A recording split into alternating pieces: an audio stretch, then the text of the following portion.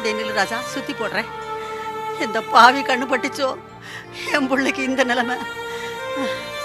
போ ராஜா.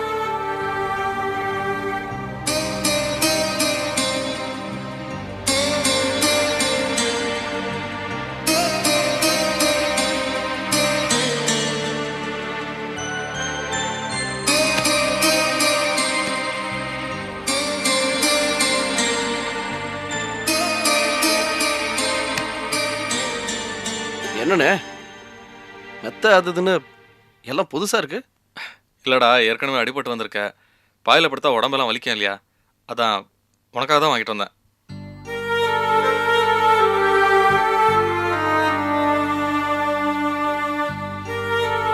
உட்கார்.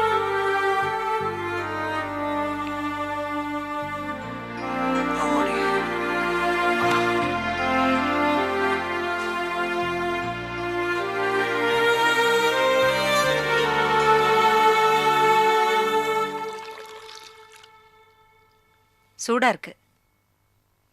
பாவம் புள்ள அடிபட்டு வந்து கிடக்குறான். அண்ணி அண்ணின்னு சொல்லி அவன் மேல எவ்வளவு பாசத்தோட இருப்பான். பழனி போய் சொன்ன உடனே அவ என்ன பண்ணிருக்கணும்? பதறி அடிச்சு ஓடி வந்து பாத்துருக்கணும்ல. வந்தாள் அவ. அப்புறம் என்ன உறவு வேண்டி கிடக்கு?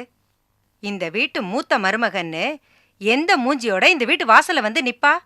யார பத்திமா புலம்பிக்கிட்டு இருக்க? எல்லாம் உங்க சர்ரோ அண்ணிய பத்தி தான். என்னமோ அவளுக்காக வக்காலத்து வாங்கிட்டு என்கிட்ட சண்டை போடுவியே.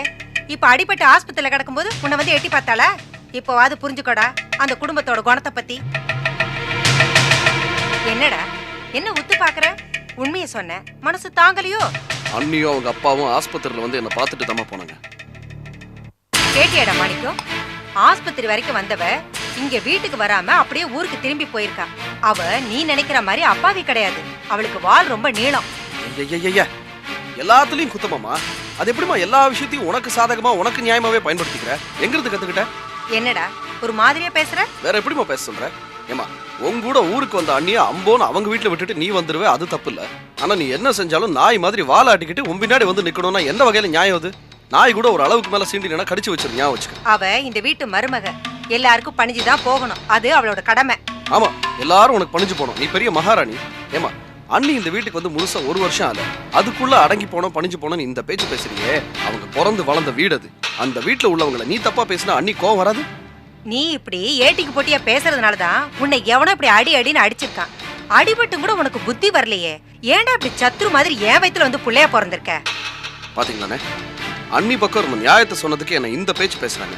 நான் இந்த கண்டிஷன்ல இருக்கும்போது இந்த பேச்சு பேசுறாங்கன்னா அப்ப அண்ணி மேல அடி மனசுல இருந்து என்ன வெறுப்பு இருக்கணும் அம்மாக்கு. சரி சரி விடுறா. அம்மா போய் வேலையை பாருங்க.